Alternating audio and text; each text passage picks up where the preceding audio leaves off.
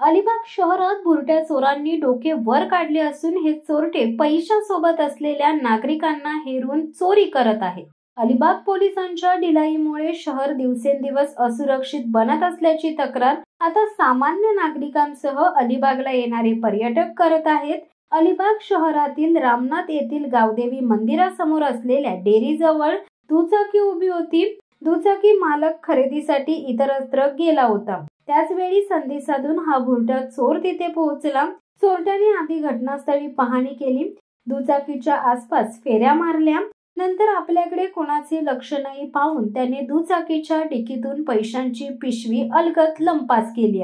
ही दुचाकी वरसोली कोळीवाडा येथील ब्रिजेश तांबोळी यांची असल्याचे समोर आले आहे। या गाडीतील 25,000 रुपये घेऊन चोरटा आपल्या साथीदाराच्या दुचाकीवर बसून पळून गेलाय। भर दिवसा दुपारी 1:15 वाजण्याच्या सुमारास घडलेल्या या घटनेचे दृश्य सीसीटीव्ही कॅमेऱ्यात कैद झाले।